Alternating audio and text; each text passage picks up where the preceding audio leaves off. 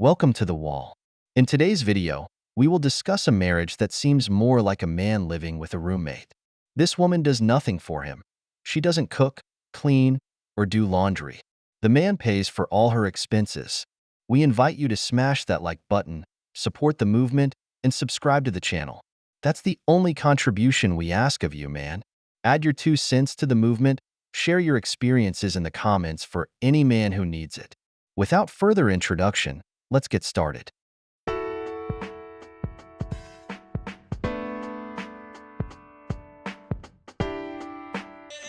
Don't be fooled. This man was very intentional about the wording he chose here. On the very first slide, he says a stay-at-home wife will save you $140,000 a year. And he's speaking to men. He's reminding them that if they can get their wife to leave the workforce and stay home with children, they can save money. Because what often happens when a woman stays at home and parents children full-time is that she loses access to her financial freedom. She loses access to her career and future earning potentials. She no longer has the retirement account she would have had. She loses out financially and he gains. Men gain when they have a partner who stays at home. And so he is speaking to men. He has tried to disguise this as some empowering message to stay-at-home moms, reminding them that they're so important, and they are. Here's the thing. I support any parent who wants to stay at home with their children, but it does not come without risk. And it's very important to remember that there is value in what that person does. There's value in that work, and they should be compensated for that work. Money should be going into their retirement account. Money should be going into their bank account. They should be compensated for that work because it is incredibly valuable. But instead, he is saying, hey, dads, if you can get your wife to stay at home, you can keep that money.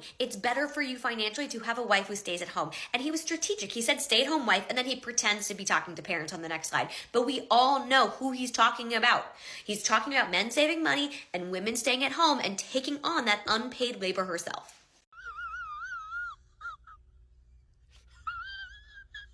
What this woman is saying is pure nonsense. I'm going to ask every man, whether he has a sister, wife, or female friends, if any unmarried woman is a millionaire or earns $140,000 a year, because only about 15%, maybe I'm exaggerating, earn that much annually. You know, all those expenses aren't accurate because most men don't spend that much in a year when they don't have a woman. On the contrary, if they earn that amount, I assure you they wouldn't want to get married. Another thing is that she keeps saying that housewives are like unpaid slaves. But let me tell you something.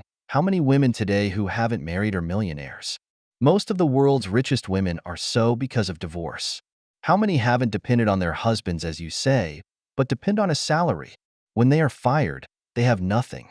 At least if you leave a man, you get half of the money he supposedly saved. You can keep the house or half of it. You get children.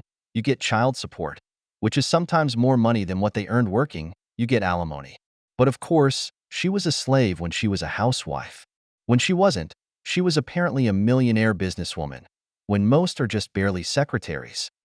A few weeks ago, I said I don't do my husband's laundry, and a lot of people are saying, whoa, whoa, whoa, those are small acts of kindness. Why wouldn't you want to do that for your partner? But here's the thing. Small acts of kindness that are mostly domestic labor just add up to work at the end of the day. So here's a list of things that I don't do for my husband. You all know, I don't do his laundry. He can do that himself. I do my laundry, and we do the kids' laundry, but he does his own. I don't cook dinner. He cooks dinner every single night. I do breakfast and lunch for us and our kids. I don't pack him a lunch. If he's hungry, he'll figure out what he's going to eat for lunch the same way that I do. I don't make his doctor's appointments because guess what? He's not making mine. Would it be kind of me to do that? For sure. Is it my job? Absolutely not. I want him to be healthy, but he's a grown-ass man and he can book his own appointments, right? There's a lot of things that I don't do for my husband. I don't schedule his haircuts. I don't pack his clothes for vacation. Right? I don't do those things. I don't buy him new underwear when it's got holes in it. All of those are things that he's a grown man and he can do himself. Can I do small acts of kindness for him? Of course I can. And I do. I see a vinyl that I think he's going to like because he's creating a vinyl collection. I buy it. I'm at the store and I see something that I think he might enjoy eating. I buy it. I find a new non-alcoholic beer that he wants to try out. I buy it. Right? Those are small acts of kindness. Doing his laundry, cooking him dinner, making him lunch, booking his doctor's appointments, all those things, that's domestic labor. Those are chores. Those are not acts of kindness. Do I do them occasionally when he's working a lot? Of course. Do I cook dinner sometimes when he's had a really long day? Of course. But me not doing that does not mean that I don't show him love or kindness. They're different things. It is not my job as a wife, it is not in my job description to do all the domestic labor as small acts of kindness to my partner and receive nothing in return. I agree with this commenter. If it's going both ways, fantastic. But oftentimes, domestic labor, especially when you have children, adds up. And so, no, I am not my husband's personal secretary or his personal assistant. I am none of those things. I am his partner, I am his equal, and I do not have to do things to cater to him and serve him at all times to be kind and loving for him. Hell to the no, no, no. Hell no. Brother, I hope this video reaches that man, but he'd be better off getting a divorce. If he got married for this, I'd rather stay single. This is what happens when you marry a feminist woman with masculine energy. You feel like you have a brother at home instead of a wife. The irony here is that she is a stay-at-home woman. Maybe she has a job, maybe not, but I bet the man pays the mortgage, buys her vehicle, and takes care of it if it breaks down. I bet he pays for the electricity, gas, water, and internet, buys the food, and gives money to her and the kids, besides the children's expenses. Yet this woman doesn't cook for him, doesn't do his laundry, can't schedule a doctor's appointment, and there's even more she claims not to do. But why did you get married, brother? It would be cheaper to pay child support and not have to take care of her. I don't believe in divorce, but in this case, I definitely consider it. And I bet if she divorces him, she'll want half of everything, claiming she was a stay-at-home wife and wants alimony. That's why I always recommend living together for a while before getting married to know what to expect. Because this man better pray he doesn't get sick, because you know this woman will leave him and he'll be left in a dire situation. Question for ladies. If you ran into your 18-year-old self and you could only say 3 words only, what would you say? If you go back to this video, you will see that there's an overwhelming amount of comments that say, don't get married. And not everybody elaborates on why, but we can make a lot of assumptions based on what we know to be true about marriage. We know that women do the bulk of the domestic labor. They're doing the cooking and the cleaning and the laundry. They're scheduling appointments for home repairs. They are the person scheduling the doctor's appointments, buying gifts for their in-laws. They are doing the bulk of the domestic labor. And these women are now in the workforce. 50% of the workforce is women. Most homes are dual income homes. And these women are making as much, if not more than their male counterparts oftentimes, and still doing the bulk of the domestic labor. And if you add children to the mix here, women tend to become the default parent very quickly. They're the person doing all of the overnight feedings with their kids. They're the person arranging childcare. They are thinking about their school forms. They're filling out their paperwork. They're filling their lunch boxes. They know what their favorite snacks are. They are the person who is the default for everything that comes to their kids, and they become the default when it comes to caretaking, the actual time it takes to care for a child. So not only are they working full-time, but they're working full-time, doing the domestic labor and doing all of the caretaking. And then when they have the audacity to ask their partner to show up in a more equitable way, a lot of men will say no. They are not willing or able to do that. They don't want to be that active of a parent. They wanted their job to be of a provider. And so when these women ask for more and they don't get it, they choose to opt out. Over 70% of divorces are initiated by women. More and more women are choosing not to get married. And I say this as a woman who is happily married right now. Marriage can be very difficult if you fall into these norms, if you fall into these patterns of the woman doing the bulk of the domestic labor and the caretaking while also working full time, because it's just unsustainable. And it does not have to be like that. You can put the work in, and if you have a willing and able partner, it does not have to look like that. But if I had gone into marriage at 26 years old knowing that we were going to fall into these patterns, I don't know if I would have raised my hand to do it.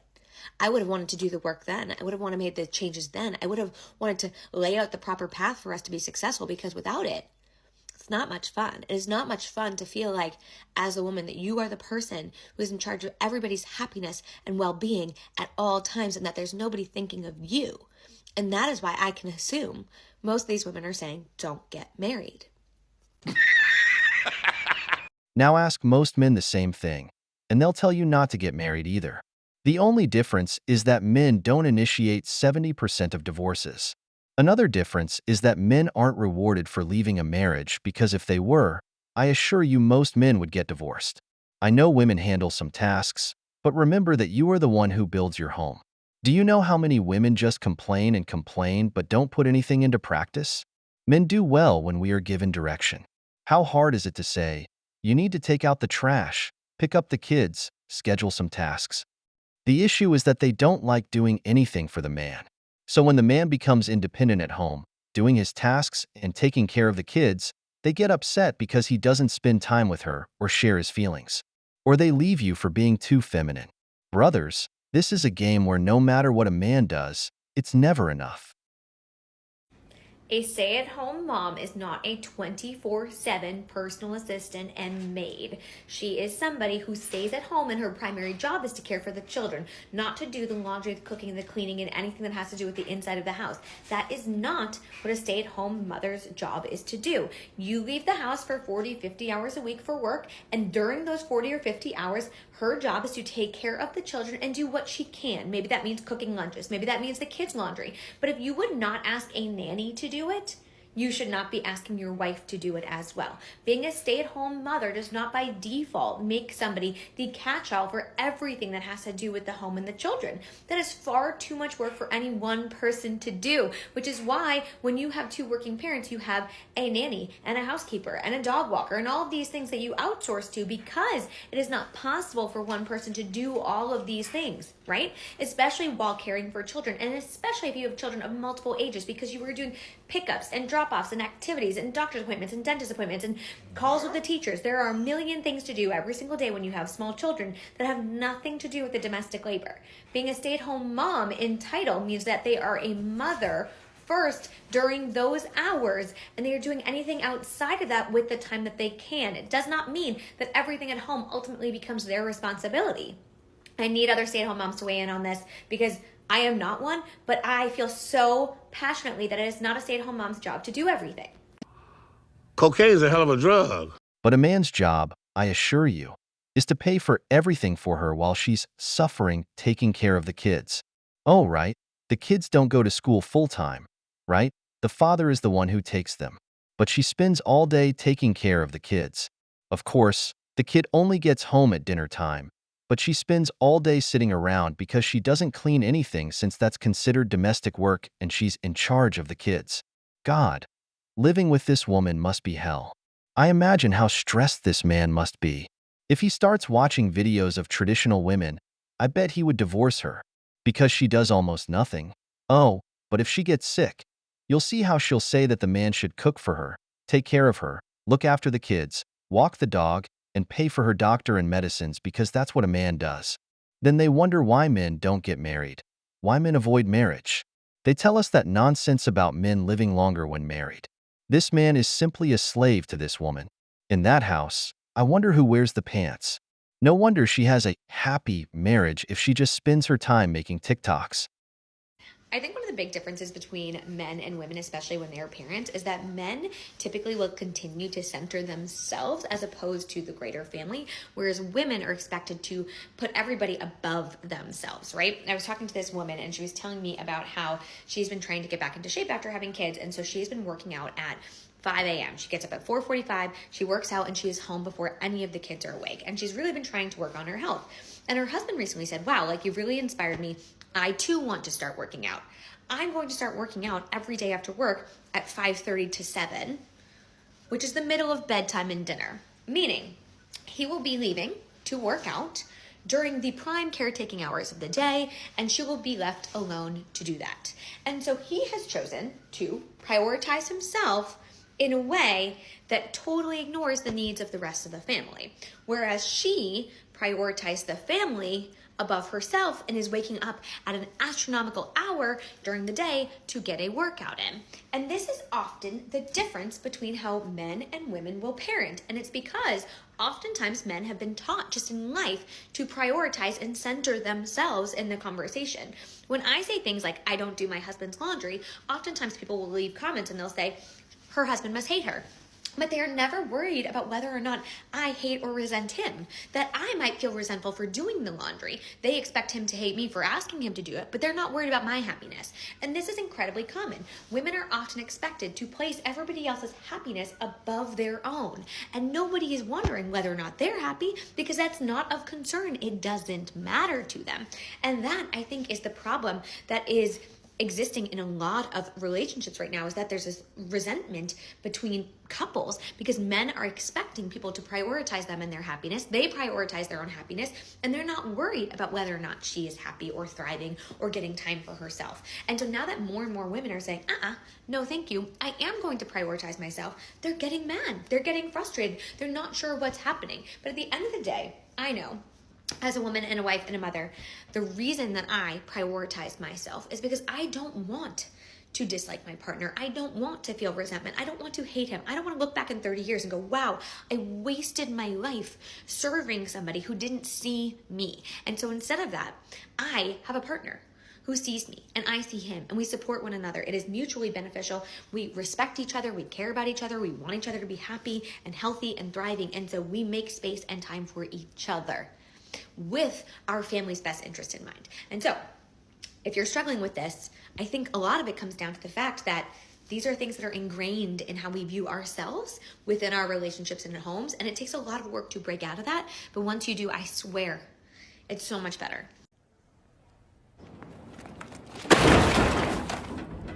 It might be better for her, but I doubt it's better for him. According to her, men only prioritize themselves. Have you ever noticed that women want appreciation for everything? It's so much so that when a man wins an award, the first thing he does is thank his woman. Do you see the same when a woman wins something? But men only look out for themselves. Do you know how many men have received praise for supporting a family for 40 years?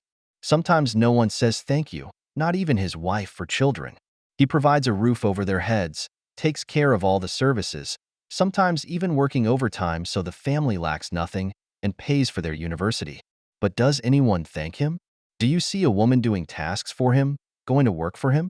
For her, it's okay if he works, then comes home and continues working.